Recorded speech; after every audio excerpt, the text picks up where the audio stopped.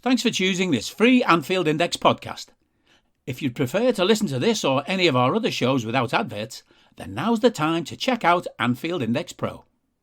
With AI Pro, you can supercharge your entire listening experience.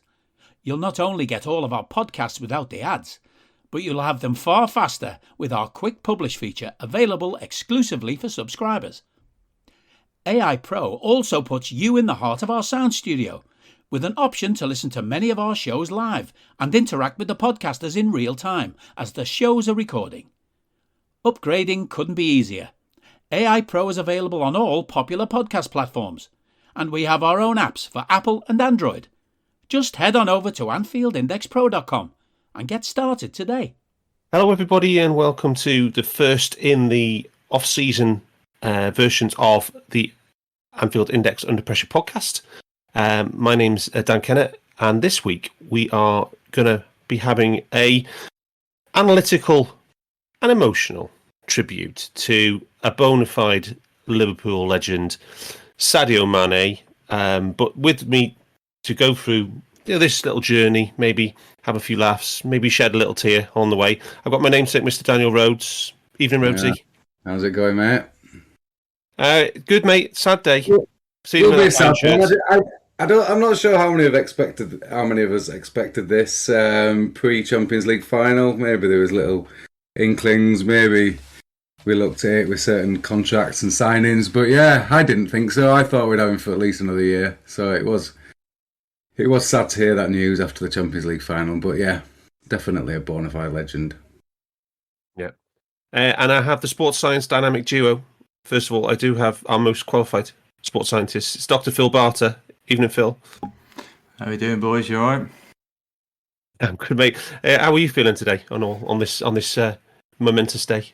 I think it's a weird one, isn't it? Because I didn't think we'd have him next season, so but I am sad to see a legend go. It's I think first time I've seen a bona fide legend leave. I suppose whenever some other big players had left, it's because we weren't good enough.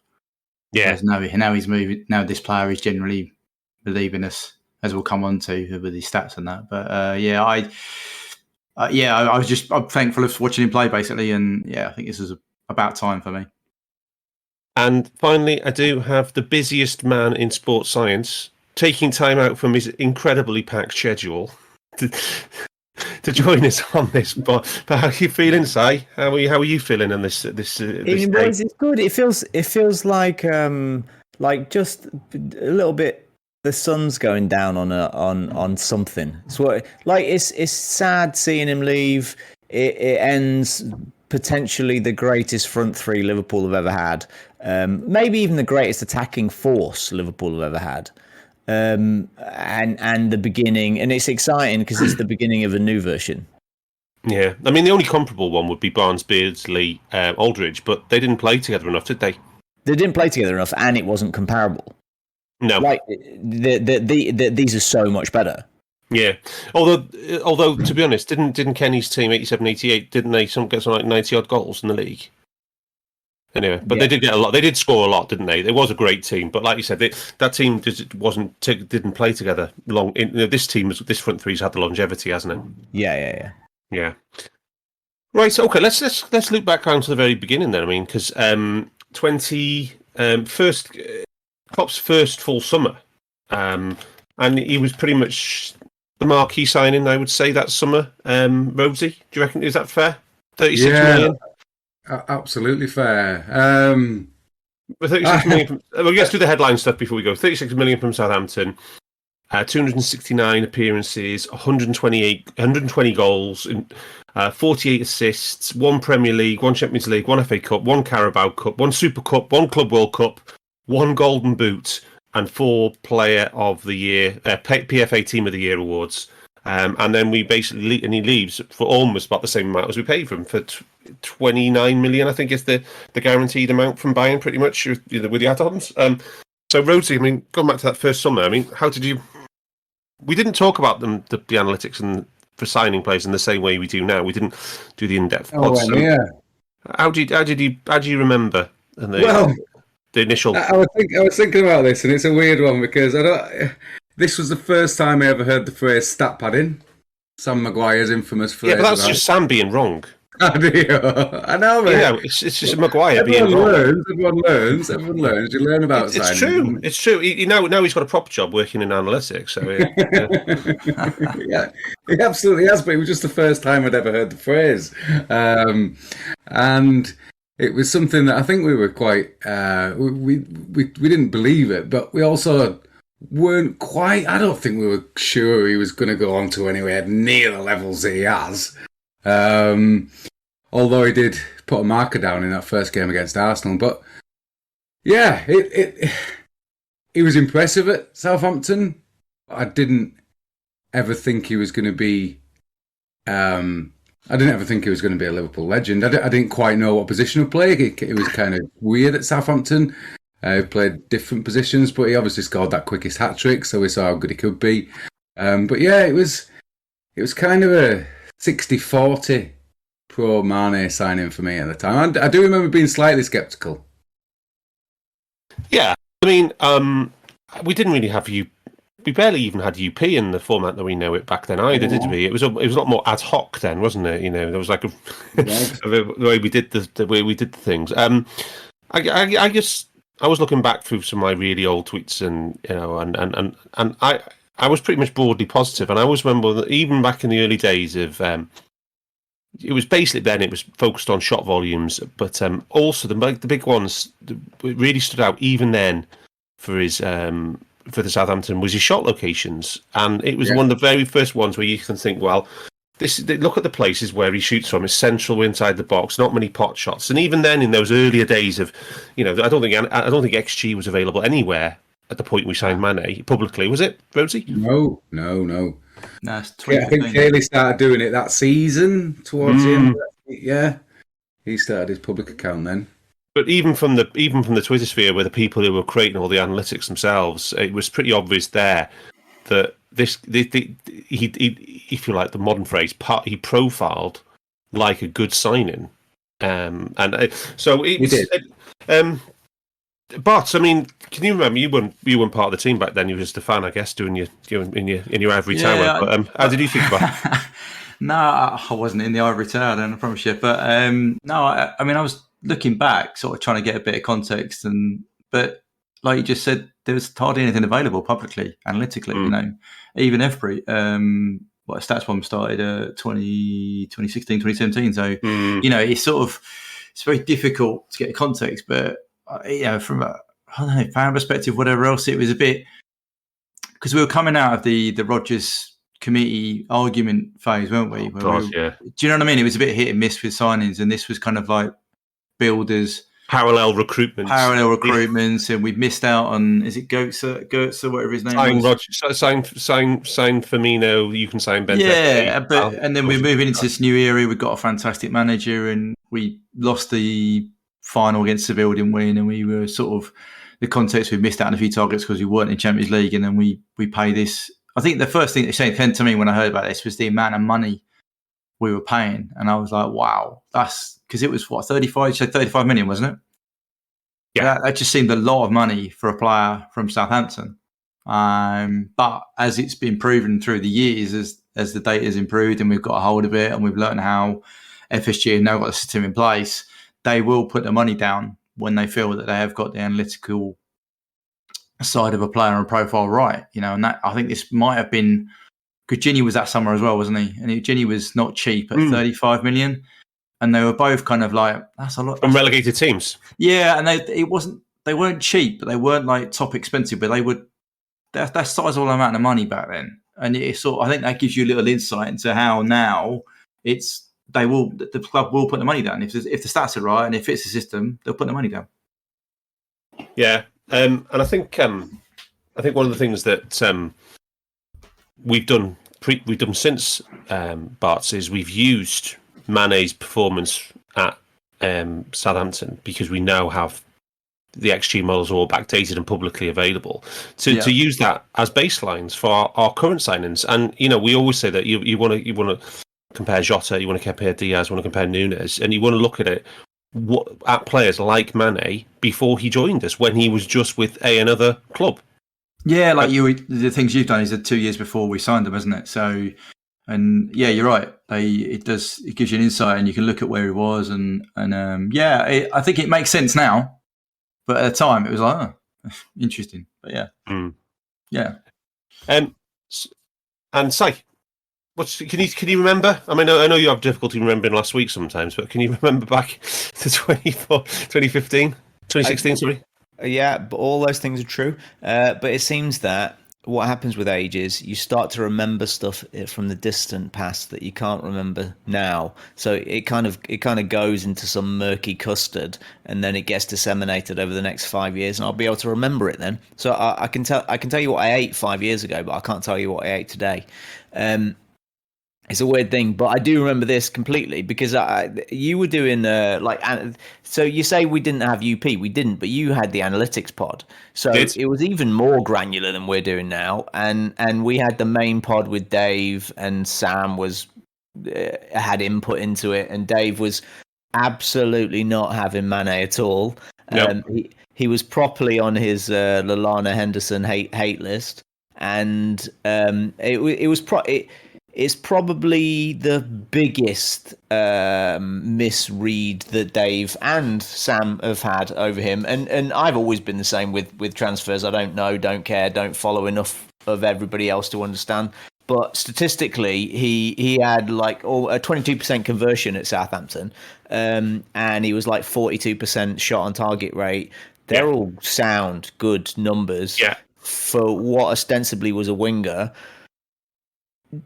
That was, you just remind me, that was another thing I was really positive on back at the time as well, was that like the shots on target, shot accuracy basically side. Yeah. And in the first couple of years of his Liverpool career, it was all around. He was a very good. He was often finding like the top half of the net with his finishes because he just basically got it on target and blammed it. And blammed it high. And if you do that, a lot of the time, it's going to go in.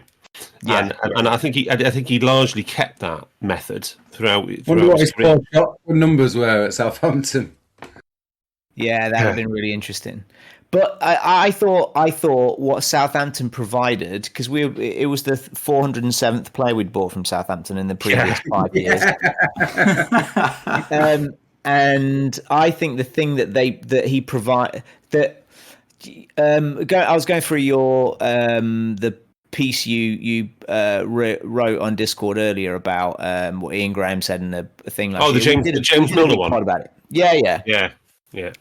And one of the things that we can tactically have guaranteed almost from the Mane signing is what he does in transition. The things he did in build-up play and with possession would have been a projection because that's not how Southampton play. They don't have the ball that way. But we could fairly confidently project what kind of player and what kind of ability he had in positive transition.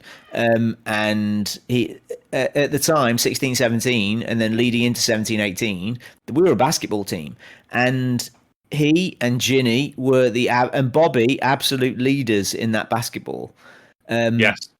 He was utterly dominant box to box, like a rapier, carrying the ball 40 yards, beating a couple of lads.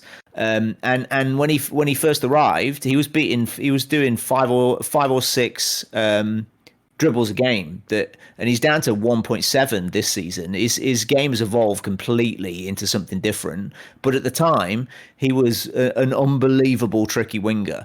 His first action was to look for the nearest fella so he could sit him on his arse.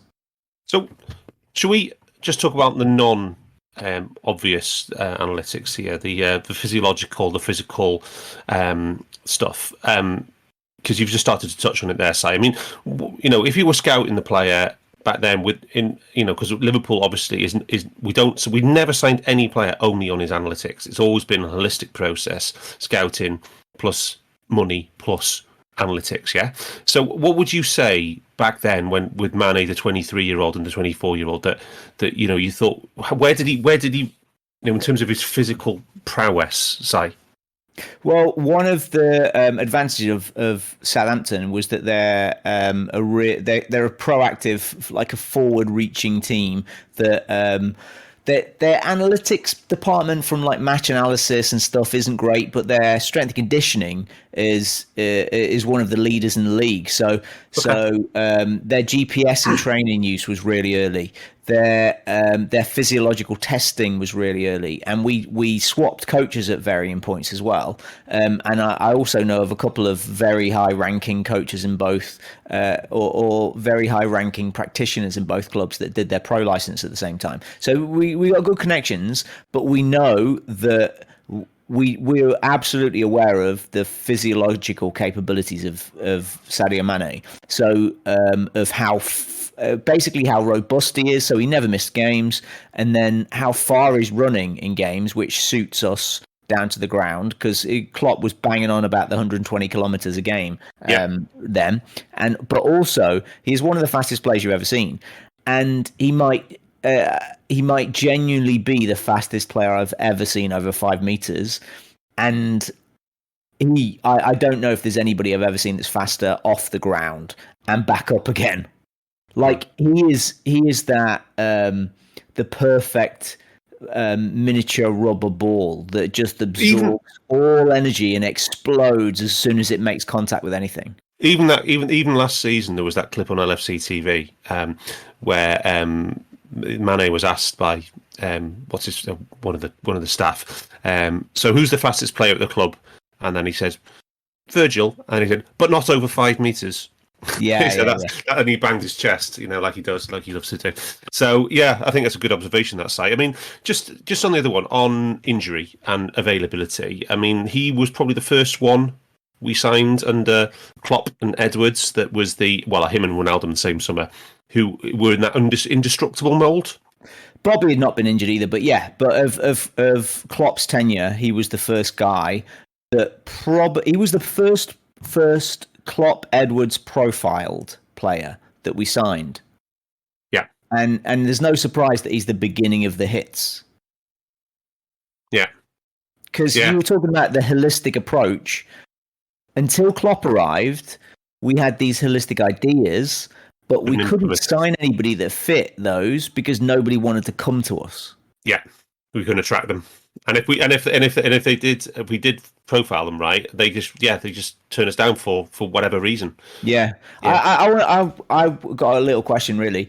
I would say we could have a whole pod about the greatest signing, like in the Klopp era, all time, and I would have Mo right up there, and it would be Mo or somebody that you would argue, and I would question, is Sadio Mane the greatest coach developed player we've signed?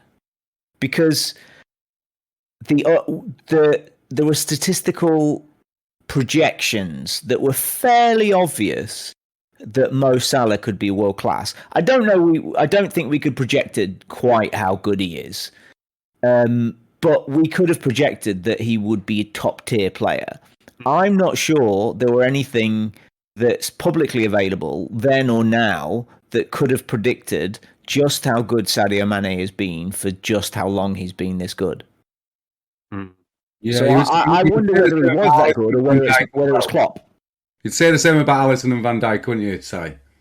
So I don't know. Alisson and Van Dijk were both expected to be world class. Yeah.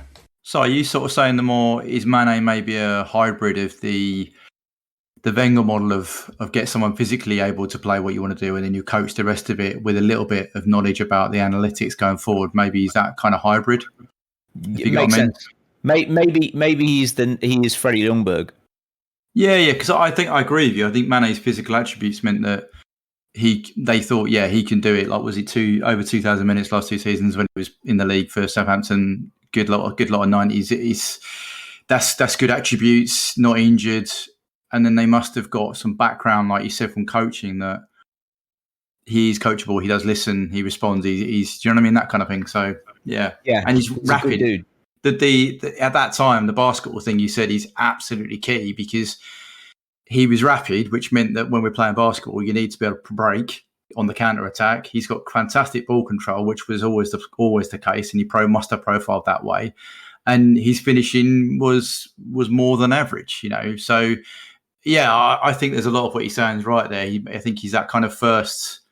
But now you see, as you said, Alisson and Van Dijk and the rest of them, you can tell, right, they've got something about them. We've all looked at Nunes. We've all looked at Diaz. There are signs there. But Gini as well, I mean, that's the same summer, isn't it? Did we really know he was going to be the 8 connector when he played, was a 10 or a wide player for Holland and Newcastle? Considering he never once played as a 10 in his Liverpool career, I would suggest the club knew that's where he was going to be suited and how he was going to play. Yeah, but sure. we didn't have a Scooby-Doo, did we? We thought we were signing a 10. Yeah.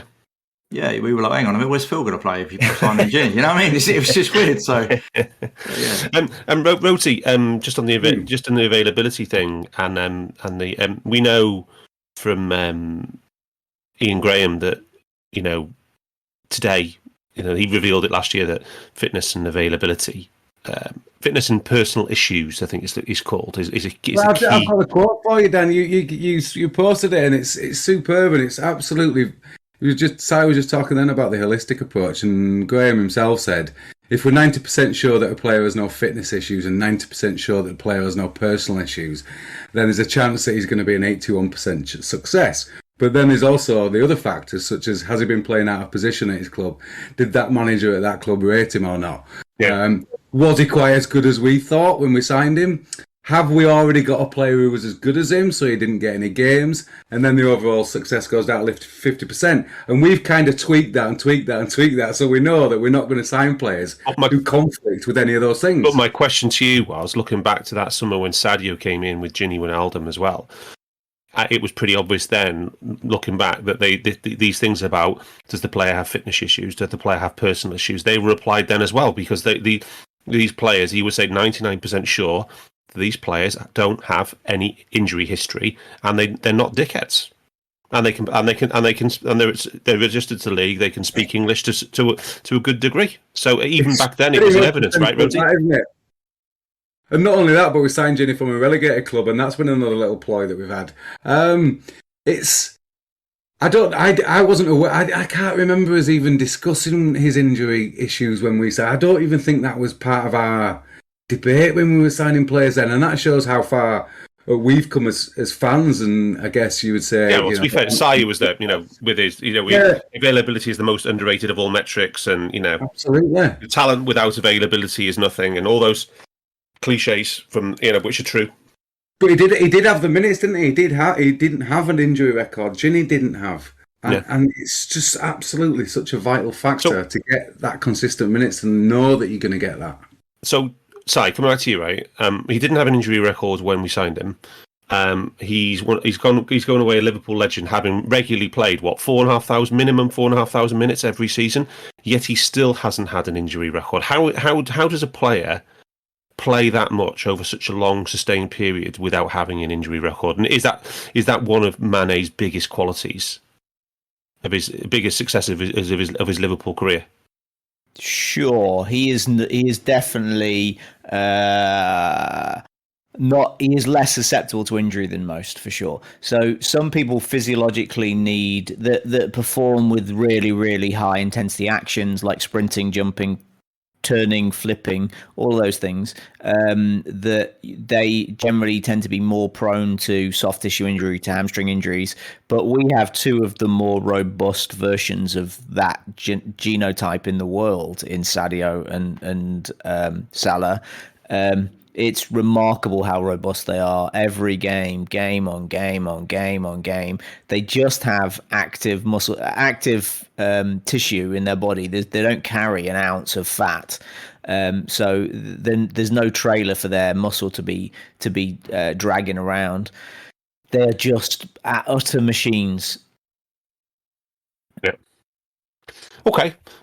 So should we talk about the journey? Sadio's journey at Liverpool and the highlights within that, and any progressions within that. Bart, do you want to kick us off? Any you can take, basically the floor is yours. Take it any way you want to go, because I know you prepped some stuff on this. Give me 2 seconds. Hang on. Let's load up. Wasn't expected to come to me first, so my bad. No, just you haven't come in for a bit. That's all right.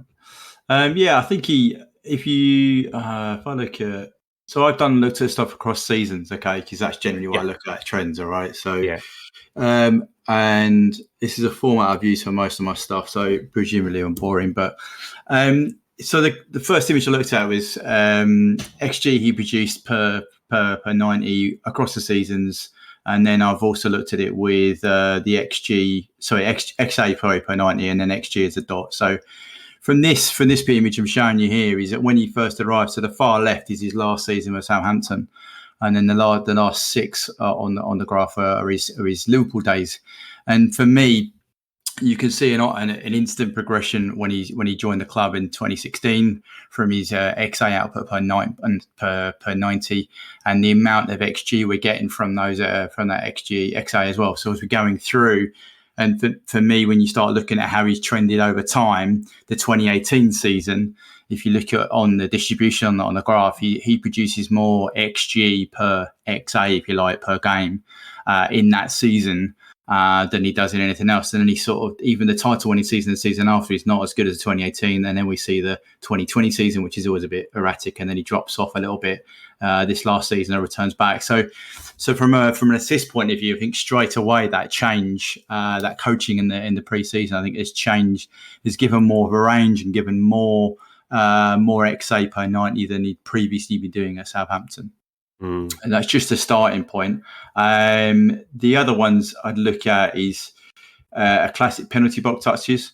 So if you look at, again, what he was doing at Saints, a lower amount of penalty box touches per 90. And then as you go through from left to right on the graph, that improves. And again, the depth, so the more red a dot is the more XG he's creating on those touches, as he goes through.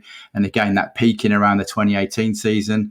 But the graph, the distribution goes up and up and up and up and up. So he increases the amount of penalty box touches as he progresses and becomes more tuned in that role that he's got at Liverpool. So I think in terms of what he's doing, that defining, because at this point he starts off playing right wing and switches to left wing as well. That change and that understanding of how we are as a system is developing. And then for Mane, I think it peaks around those middle 2 seasons, but that's just a starter. I mean, I'm happy to stop and someone else to come in. But absolutely. Oh, I mean, that's absolutely fantastic. We're definitely going to put these up on the account. Yeah, he should. I love the fact that how consistent he was. Is apart from his first season with his XG per 90, but how consistent he was. You knew what you were getting. Obviously, he's fallen off cliffs in terms of converting occasionally, but you're getting about 0.5 XG per 98 from Mane. You're getting about 0.2 XA. But the progression of the penalty box touches is kind of a role thing as well, isn't it, Phil? Definitely. I mean, I've put in the last one I got here for attacking, probably shots per 90. So against Southampton, I think he was, if you look at that, he's probably taken the variability of his shots per game. That's the size of the box. Well, that's what I think. I'm absolutely convinced that's one of the reasons we signed him, because he was shooting almost 3 times a game at Southampton. But if you look at the colour of the dots, not from a centre forward position, they're greyer, right? So that's a lower amount of XG per shot. Okay, and as you move across, the dots become more red and more concentrated. So the shots, he might be taking less shots. So there's less of a range. So your bars are not up to nearly 7. They're maxing out about 5. On the graph. But they are more red, which means that the shots he's taken have got a higher XG. So which is what that system. Bamford in the Greek. Sam just said that. Yeah, we've improved his shot selection. We've improved his shot selection, which is all shows to me, which goes back to Si's original point, was he coachable? And I think if you start looking at trends like that in terms of his XA production, his penalty box touches, his shots, that shows you Klopp coaching him to get used to a role, make the right decisions. We've chatted a lot about this season about players making the right decision. And this could be the journey that Diaz starts. Yeah, we could see him come in. I mean, I haven't done it for Diaz, but you could see how potentially he's got a bit of a wild range, should we say. But as he starts getting into that coaching with Linders and Klopp, you could see him getting a bit more concentrated, but a higher value of XG or XJ for his decision. Si, do you want to come in? Anything you've got on Mane's journey and his progression while he was with us? Instantly his XA goes up because we're going to create a higher quality of opportunity. It's easier to create more opportunities when you've got more more lads in the box, and you're going to do it more times in a game because we have more of the ball than Southampton would. So innately, just by moving to Liverpool, your numbers should go up. Yeah.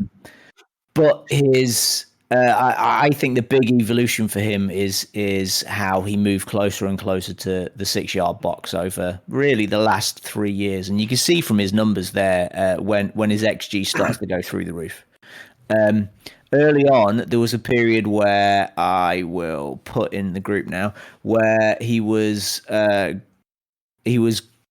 outscoring his XG by about 15-20% for nearly all the season. And then that was shooting from further and further away from goal. But gradually, as he got closer and closer to the goal, as his role in the team changed, that came down a little bit. And then he had a couple of periods where he wasn't at his best finishing wise as well. So that would have brought his overall numbers down. Can you actually see that? I don't know if it's big enough. But I put a graph in the chart in Discord for that's his rolling 19 games for goals and XG over since he arrived. And was the peak of his overperformance during the 18-19 season side? Because it was. Yeah, because 22 goals from 17, roughly 22 goals from 17 XG. So he was, but that I think it's fair to say, rather than just 18-19 only, I think his best period was calendar year 2019. So the back half of 18-19 and the first half of 19-20. I think that was his. When we won the Champions League, that period after Christmas, and then when we went miles ahead in the league to win it. When we effectively won the title. Yeah. That calendar year 2019, I think that was his absolute peak. When I would say that if you want to overlay everybody's performance metrics, I think that's the only time that he has got close to matching Salah's overall output over like a year period. I agree. And then particularly then, so we're not going to come on to that slightly negative stuff just yet. But Bart, Rosie, have you got any next thing you want to? The only one I chucked in there just as a slight evolution and is his dribbles. Yes. Because for Southampton, same sort of graph. Apologies, I was just running the same graph for different factors to try and make it easier for people to understand, really. But the far left again is Southampton. But if you look at that peak year, his range of dribble success per 90 goes down and then stays down for 2019. So that year you just said covers those two sort of middle parts of the graph. And again, that peak year of 2018, he's got more XG per dribble, but a lower amount of dribbles per game. So I think that, like you just said, that sweet spot between back into 2018 and 2019, I think really shows in that trend. And then 2020 is a random year, as we know, it was COVID. But then he comes back in line for this season where he's kind of a bit of a mixture of centre forward and left wing. So, yeah, I think that honing of his abilities at Liverpool really comes into the fore at those middle 2 years. I just looked up the numbers you said, Darth, the year you said, and his career for us is a goal or assist every 133 minutes, and that season, not that season, but 2019 calendar year, he got 40 goals in 4,036 minutes. So it was a goal every 101 minutes, which is by far the best year of his career. That's amazing, yeah. And slightly overperforming, wasn't he? Let's be honest about this, because he then went on a slump. Yeah. Considerable. He dropped off a cliff at that point. But he did get COVID, didn't he, in that back end of that period, right? Well, that was one of the questions I was going to ask you. That him getting COVID. Do you? Should we do it now? Get out of the way. Do you think that has a material impact on him, or do you think it's just something that we'll never know, or it's just maybe more of an excuse made by fans? Si, where do you stand on that? I think it's a political excuse. I don't think it's there's no physiological change in any of his physical metrics. So it was just an event that preceded a cold He didn't spell. go to hospital or anything. He just had a bit of COVID. Yeah. So what I'm saying is, it was just an event that happened that preceded a cold spell, and the whole correlation doesn't equal causation kind of thing. Yeah, it didn't even precede a cold spell. It was just he was already begun a cold spell. He'd actually been in a cold spell for like 4 months at that stage, but it just exacerbated it for a longer period. Also, wasn't he supposed to move that summer? Move. There was, if you read some of the stuff that's come out this week, there's other opportunities where he was looking to leave. Wow, I've not even heard that. Give us some. Yeah, there's some. So I'm just saying to you that was the, if lockdown hadn't happened, some of the interviews suggest he would have left. Wow. So there might be a psychological element in that as well. Because it's a drop off. Because of the drop off, yeah, he's like, oh right, yeah, he'd set his mind up that he wasn't going to be here. He's here. He then drops off, but he picks it up again this latter season. So. Yeah, I just wanted to, because we focused on Man, I just wanted to add a bit of context, Dan, in terms of sure. In terms of FB Ref and similar players to Mane, and it's really, really, really interesting, like who they perceive as similar across how his career developed. So in the 2017-18 season, it was. The top one was Martial, but then it was Sterling and then Son. And Sterling is the only one that's in all of the top 10s across his career at Liverpool, which is kind of interesting, don't you think? Considering he replaced Sterling, let's be honest about that, yeah? Sterling left just before that to go to City. Well, Benteke replaced Sterling. Yeah, I know. We're not going to go there. But the proper guys replaced Sterling with Mane. And then Son's there again the next year. But Jota appears in 18-19 when he just appears at Wolves, which is... Come on, so, yeah. Salah's in there as well, but he's always quite low compared to Sterling. Sterling again is top. Then Foden. Jota's in there just before he signs for us. And... Jota moves up to number 2 just before we sign him, so he goes from like 9th to 6th to 4th to 2nd in comparison to Mane. And we all know that little snippet that Edwards gave about Mane being. I asked you lot in the group who was the most similar player to Mane in the league at the time, and it took me about 15 guesses to guess Jota. I still don't see the comparison really in terms of the pace and the overall contribution, but this is what the stats say. And then last year, top of the list, Diaz. Are we just? So hang on. So this was FB Ref's most similar players in 21-22. Yeah. Season, and most similar player in FB Ref's tool was Luis Diaz. Yeah, he was number 1, and Jota, like I just said, moved up the list from 10 to 4 to 7 to 4 to 2 when we signed him. So are we just? No, it's not Champions League. It's Premier League data. If you look at Diaz will be. Yeah, Diaz is the comparative with as a winger, isn't it? If you look at as a forward, Jota's the most comparable player with Mane on FB Ref. So got 2 tabs. But Rosie was talking about the progression through the years. Right. Sorry, man. Sorry, I thought you just... as Sadio's journey through his time at Liverpool. Yeah. Sterling is the only one that's on there every single year. Yeah, that's true. But you can see that, can't you? You can see the comparisons with Sterling. Sterling hasn't got the pace. He hasn't got the explosive pace that Mane's got. But you can see the comparisons in like the dribbling, the carrying. I just found it really interesting that if you compare the stats and get the similar players, that I think you're right. I think Sterling's not slow, right? I mean he's rapid, but I think the end product is very different, isn't it, between the 2 players as well? I think that'd be fair to say. Absolutely. Very, very much so. But no, it's interesting, isn't it? See F Brief come up with some of our players who's in the top half. So, yeah. But I think it's fair to say that the club will have been profiling these things many, many years. I mean, the first time that we actually learned about in it to real degree of the the level of nerdery and advanced analytics that was happening at Liverpool FC was probably about 2018, I would say. But, you know, if it's revealed at that point, you can bet your bottom dollar it started a good couple of years before that. But with the amount of the amount of the advanced technical research and setting up of these kind of stuff in house, it's a huge undertaking, isn't it? To it's get massive. I mean, you've mentioned the guy before, Graham, isn't it?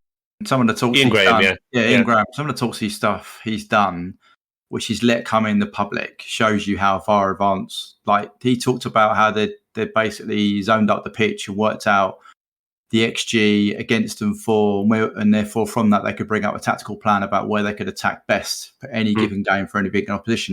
And he said that after he won the title. So they basically built that 2-3 years before that. Yeah, so they had that working roughly when they signed Mane. And that shows you, I have no idea what they're doing now. But I just chucked an image in there from the Y Scout, I think, which for me shows you the change from him playing right wing to left wing. So on the right wing, the red is the key passes he's making from right wing. But where he's playing left wing, he's carrying it more and he crosses it more. I hope that makes sense. But so it's a little bit that change in role when he switched wings, when Mo signed, I think is also an evolution of Mane. And in some respect, go on. How much did he play on the wing in his first season? Was it the majority? The right wing, I think he majority right wing, he played. Yeah, he played the majority on the right wing. Yeah, because Phil was left, wasn't he, cutting in onto his foot, onto whatever, and then Bobby was kind of playing false nine, wasn't he? So with Studge as well when he was fit. So it was definitely Mane down the right and Phil down the left. Yeah, and I can't remember what the midfield was. Don't ask me that. Yeah. Yeah. Ginny and Hendo. Was it definitely that? In 16-17? 16-17. Oh, no. All right. I meant the season after, yeah. 16-17. I can't remember. But yeah, it might have been. You might have been. No, we're doing Emre Can, Ginny Wijnaldum, Jordan Henderson would be the mainstays of it. Yeah, Lallana maybe? Was Lallana coming in? Yeah, Lallana, yeah. Watching all the clips, it was really... Lucas. Oh, wow. Yeah, he was still about, wasn't he? Was Mane's first season the Milner left-back season? It was, wasn't it? It was another I think... Or 17-18, anyway. Yeah, 17-18. Yeah, maybe. Yeah. Okay, so we've done the stuff about what we think Mane's peak season was. I guess the question then, and the way it's let's try and put ourselves in the club's shoes, Si. How do you see? We talked a lot on, for example, I refer people back to the Mo Salah pod that we did in January, where we talked about the Salah contract extensions. We talked about how players can possibly the ages at which players peak. Fast forwards, big forwards, centre backs, midfielders, all the different types of players, the age at which they peak, how long their peak is, and then what is their post peak, and then the decline from that period. How do you assess, if we all agree that Sadio's peak was 2019 calendar year, how do you assess the time since that point and where he is now and what he's got left? Say, how do you go about looking at that? I'm sure they look at relative performance in his metric. They will have literally this is his peak, and what percentage of that is he currently performing at, and what trajectory does that look like? And it will go across all his metrics. And what is that typically for a wide fast forward? What is the peak years for a wide fast forward? Peak years for wide fast forward, if we have a 4-year period, it will be 24 to 28. Okay. Which aligns perfectly with Mane. To be honest, yeah, we got all of those years with Liverpool FC. Yeah, exactly. And you could probably drop 1 year of those while he learned the system, learned to be the player that the best version of himself. So we just tack that on at the end. Yeah. And then have you found that changing though, Si? Is that slightly evolving as time goes on in general context? It's weirdly, right? This season I would face the most arguments this season because Lewandowski and Benzema and Ronaldo and Messi. But the truth of the matter is that the attackers are actually, the peak years are getting younger. Wow. So they're hitting top level football a little bit earlier. They're having shorter periods of brilliance, of dominance, and then they're dropping off earlier. Wow, we need to study this. That's so interesting because it's a very narrative thing at the moment, is it? That there's lots of star players that are older, over 30, over 32. But Darth will talk about this all the time. Where you can't look at outliers, statistical outliers. Yeah, exactly. No, I agree. Not normal. I mean, yeah. I guess the other thing is understanding why an outlier is an outlier. I mean, just on Ronaldo and Messi. I mean, when you went through it on a Salah pod, it was brilliant because both those players peaked in their late 20s anyway, and then it was just a question of to what extent their years after the age of 27 were as a percentage of their peak performance. Yeah. And with Ronaldo and Messi this season, they both might have had good individual season. Well, Messi didn't, to be honest. He had his worst season ever, didn't he? But Ronaldo still had a good individual season. But that doesn't exist in a vacuum because it was at the expense of everything else his team did. But it was also relative to him the worst season of his career for 15 years. Yeah. So it's so significantly down from his peak. The peak is relative. With Mane, Mane was never an outlier. Mane's been a brilliant player for us, but he's not a unicorn. He's just a brilliant traditional footballer. The things we're seeing from Messi and from Ronaldo, that you shouldn't even talk about them or compare. We had 4-year period of Suarez where he was at that level. We've had probably 3 or 4 years of Salah where he's just a tiny bit below that all-time great level. But it's so far ahead of where Mane is at that you can't compare that. Mane is traditionally one of the brilliant Premier League players, but not an all-time great of that from output perspective. Yeah. So he's much more likely to fit within the parameters of normal. Yes. Okay. So, Rhodesy, we did a couple of deep dives on Sadio during last season, the terrible season, obviously, and we tried to be fair. We tried to say all the things that weighing it all up, and there was quite an eye opener doing that, wasn't it, Rosie? Because it wasn't just the scoring that was dropping off. It was the dribbling, it was the shooting, it was the shot quality. It was all of the above, basically, wasn't it? And we did see these things. We did happening. Well, it was a really interesting season for him because it was his highest shots per 90 in the league at that time at 3.02. It was also his highest XA per 90 at 0.25. But he underperformed both, and it's really tough. I remember the deep dive pod, and I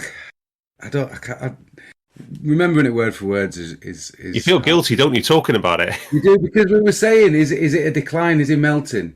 Because he just couldn't score. He couldn't hit the target, and we were going through psychological factors. Is he worrying? And then he'd score the occasional goal, and I remember us saying, "Oh, that's because it was first time, and he wasn't having to think about it." Yeah. And then. One of the beauties, I watched 76 minutes of his goals yesterday, 120 goals. Nice. And he's honestly, he is much better when he hits it first time. It's not even close, right? I don't even think that's anecdotal, is it, Si? He's just one of those players that is a better finisher when he doesn't have to think. You've got that inbuilt muscle memory. Is a oft-used phrase, but I guess it's a cliche. But that's what he's best at. If he doesn't have time to think, and in that period, he seemed to be taking too many touches when we were deep diving the analysis of the shots and the chances that he was missing. But it was his pressing was declining slightly as well as his dribbling. It was really strange. I don't think any of us expected him to come back to this level this season, especially the last 6 months. Yeah, absolutely. So, Bart's coming on to you on that one. I mean, I think it's fair to say a year ago, there was significant sections of the fans who wanted a Mane replacement. Yeah, for sure. I mean, I think I read it. He was dramatically underperforming, wasn't he? His non-penalty XG difference. Yeah. I mean, even this season, he's only brought it back. He's still underperforming by like 0.02 or whatever else. So, yeah, I think there was massive in it, but people couldn't put a finger on it, could they? There wasn't anything out there. I think you guys really helped with that deep dive to say, look, we just don't. It's just not there in the numbers. There's things that are dropping off, but it's not quite right. And you can't measure the first time finish. You can't really measure that. You know, I would agree from looking at the highlights and looking at the videos that he's an instinct.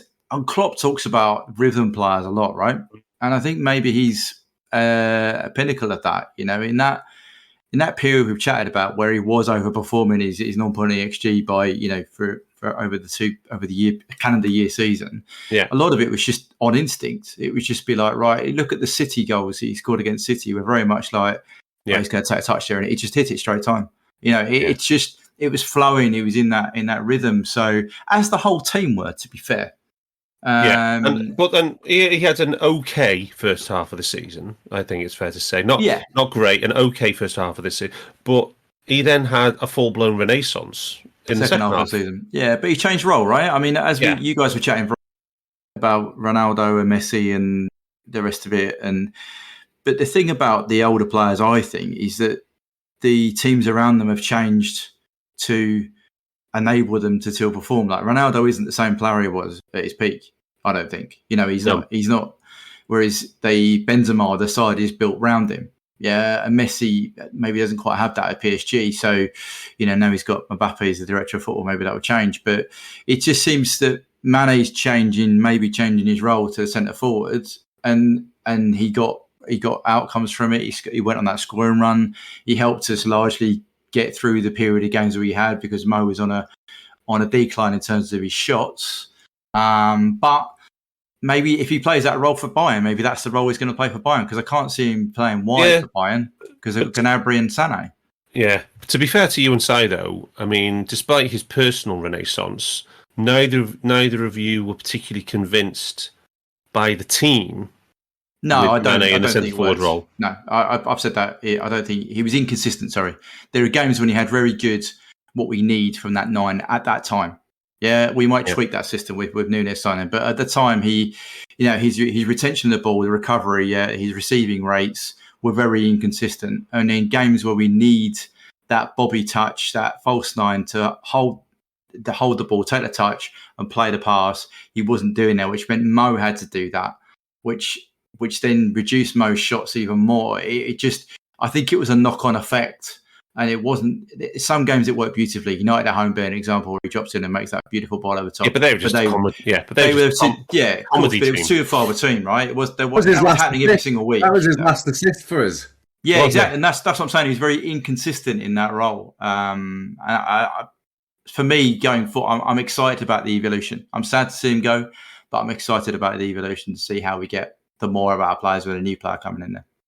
Yeah, Si, you again. We talked. You talked a lot in the spring about the team with Mane at centre forward, and you were never convinced either, no?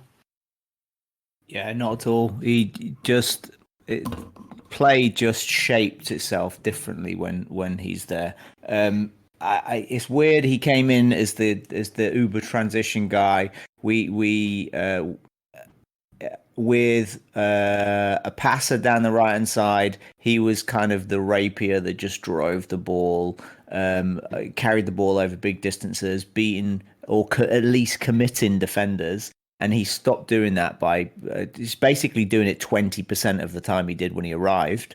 And he is much more trying to do Bobby's role a little bit, I think. And he's turned into a finisher more than anything else. He's not really connecting play in that way. He doesn't commit defenders in the same way that he did. I don't want to be critical of Mane because he's been absolutely wonderful for us. I think it's the right time. I think everybody should be happy by this.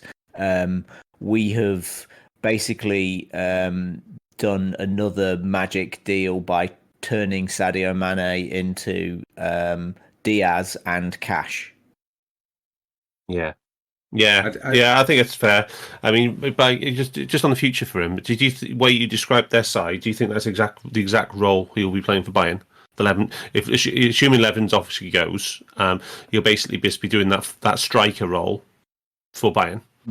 Yeah. I think he's just going to play off Muller, and I think he's in bloody Germany for Bayern Munich. He's going to get 45 goals next season. Yeah, he's got 18 shots a match.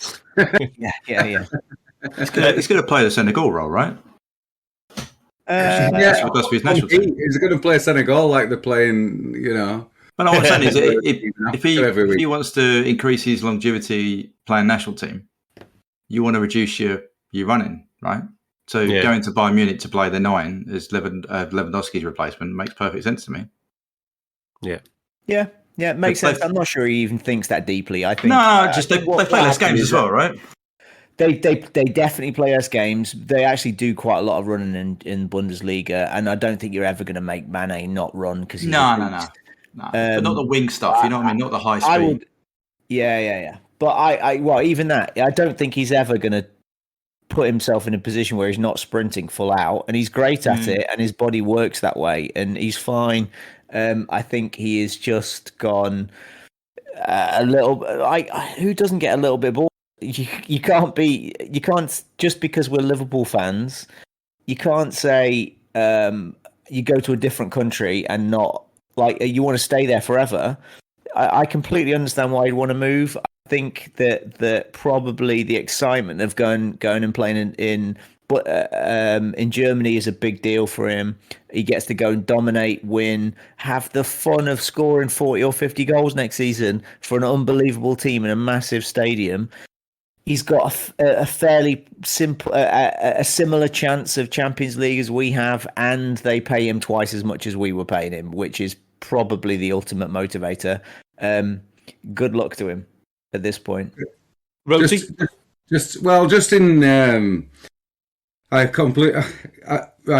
I'd like to say I was a little bit scoreboard journalism with some of Mane's performances towards the end of the season in terms of his role as that 9. I don't mind admitting I was a little bit wrong about that.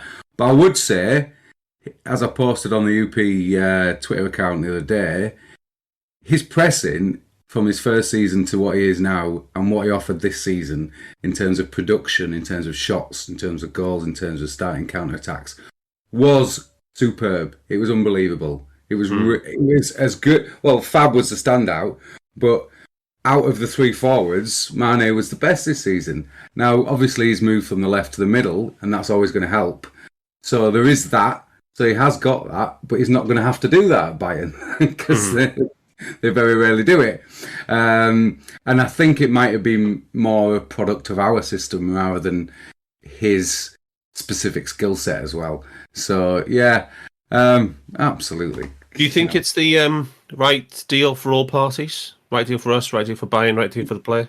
Yeah, I think both teams are very good in the market. I think they're both very clever. I think Bayern held out to pay as little as possible. I think we held out to get as much as possible on a 1-year deal. And considering no one likes to hear it these days in transfer windows, but considering the amortisation, we've made an absolute fortune. Well, it's pure profit on the accounting. Sounds like a perfect deal to me. You buy him for 35, you get his best years out of it, and you trade him in for a younger model, and you get your money back. I mean, that if that was any other commodity apart from a player, you'd be saying that's a cracking deal. Yeah, and a perfect deal for Bayern because he's probably worth that. I just think it's. I think the thing is the emotion is people just get too attached to the players, and I think that's it. But that's size point, isn't it? We're all Liverpool fans. He's not Curtis Jones. He's not Trent. There is no symbolism or emotional connection with the club. Let's be frank. Those are the only 2 players probably in the first team squad, are a few of the young players coming through that have got emotional connection with the club, where it would take a crowbar to get them out of the club. Everybody else, they love being there. They love Klopp, but it is a job.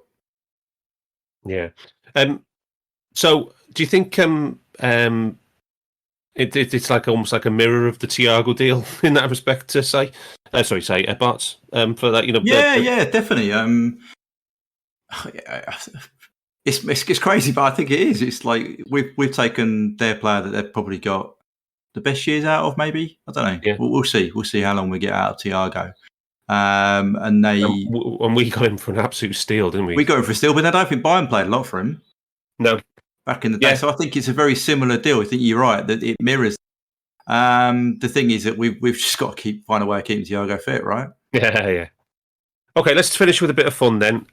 Let's do favourite goals and moments. Rosie, I know you've done some stuff on this. Go on. Yes. Well, just a quick one. He obviously scored 10 goals against Palace. That's quite well known. But he did score 7 against Man City. Didn't he score in 9 consecutive games against Palace? He did. Yeah. That's the record. That's a Premier League record. Yeah. They tweeted that. 7 against Man City, 7 against Arsenal, and 6 against Chelsea. He did like to turn up against the big clubs. Despite all the narratives that existed, he had 13 assists for Mo. The next best was 6 for Bobby, and then 4 for Jota. But what was his best goal? Because I went through all of them, and it's a tough one. It's really is a tough one. He only scored 1 outside the box. 120 goals, 120 from open play. The left foot thunderbolt against Man City to make it 3-1. And the commentary is unbelievable. Now, I know Gags was tweeting about this today, which annoyed me, because I've got this in my notes. It's Martin Tyler commentating on a Liverpool game, like he's really excited. So that's that deserves a thing. But there was an overhead kick against was it Norwich this season? There was... I like the 4th goal against Palace because it was a pressing win. Mane starts to move with a pressing win and then plays Salah in, and Salah plays a wonderful right-footed first-time pass. And then he does... I think this... You know, Go on.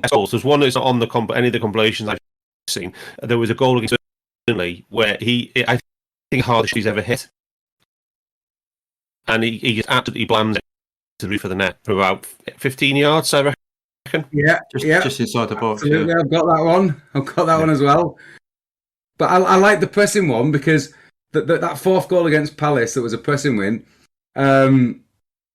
It's that the traditional Mane goal is what you would call the Thierry Henry goal, isn't it? It's that opening your body up and curling it into the far right corner, which he did on numerous occasions. Honestly, watch the video. He does it so many times. It might not be as good as Henry, obviously isn't, but that was his... If you look at it, it's that first time finish. When he gets a ball across and he curls it in, or when he gets a ball played through and he lets it go in front of him and he curls it in. And there's so many that he does. Just on all his goals, Rosie. Infogol tweeted it, by the way, for his entire career, Premier League and Champions League. They had him at 114 goals from 106 XG over his career. So I did the full all competitions on Y-Scout, and they've got him at 120 goals from 111 XG. Yeah, it's about the same level. 45% shot accuracy, 20.2 shot conversion. That's 45% shot accuracy over that. That's astonishingly high. Yeah. Across 22,000 minutes. Yeah. It really is amazing. And he only scored 1 hat-trick. Can you remember who that was against? Ooh. Porto. Porto. Oh, in the big win away. Yeah. And his 3rd goal was his only goal from outside the box. Go and watch it as well. So which is your favourite goal, Rosie? Just yours? My favourite is... Man City one. This is a Man City one, yeah. But I've probably got 2. I mean, because I think the header at Villa when we're losing is massively important. Huge moment in the season for me. That I think the City one, obviously, and the Bayern chipper also. But for pure comedy, which Mane, I think my favourite memories of Mane is him just playing with a smile on his face. Is the back heel against Watford. Yeah. Yes. The back heel chip over Foster. From about 14 metres out. Yeah, it's just, to me, that just sums it up. Just like, do you know what? I'm going to try this. And it goes in. And you're like, that's phenomenal. But no, I also, you look at some of the key moments he's been involved in. Champions League final, first minute, stands up the Spurs defender, hits his arm, says, okay, we get a penalty, win the game. Do you know what I mean? There's so many key moments he's been involved in. Like that City goal was pivotal because it shattered City. It absolutely, do you know what I mean? It just there's so many good moments that he's been involved in, and he always played with a smile on his face. Yeah. That Bayern one was crucial as well. It was 0-0 at the time, yeah? Yeah. Si, favourite Sadio goal? My favourite Sadio moment is the Ederson stud. Definitely is right up there, studding Ederson in the head. But the goal, like for just I think for showing who Sadio Mane is the Bayern, but also maybe showing what he is the Arsenal for his first ever goal. Yeah, that's my one. Yeah. My one. It was absolutely unbelievable, and he doesn't do those things yet. He stopped attempting that stuff.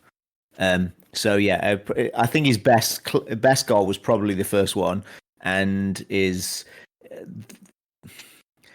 key goal for us was the Bayern Munich. That's probably his legacy goal. Yeah, I think that's a pretty good place to finish it, to be honest. So, any other business, chaps? How cool will it be if in 6 years' time we're saying we're having the same pod about Diaz? Yeah. Oh, great finish, Si. Yeah, absolutely. Or That's Jota, amazing. or any of them. They're all on the course to be Liverpool legends as well. But I would just sorry, Dan. I think it's a wonderful thing that we get to see an actual legend instead of a cult legend leave on his own terms, whatever it is, and we've got everybody wins in this situation, and we have absolutely had the peak of his career, and it reminds me of when I was a kid when Liverpool were just the greatest team in the world. Yeah. So I think it's fair. I think we all agree he's departing a Liverpool legend. Yeah. Yeah. No one's disputing that. Yeah. So farewell, Sadio Mane. It's been emotional. We hope you enjoyed listening to this Anfield Index show. Please be sure to subscribe to our channel so future podcasts find their way to your device automatically.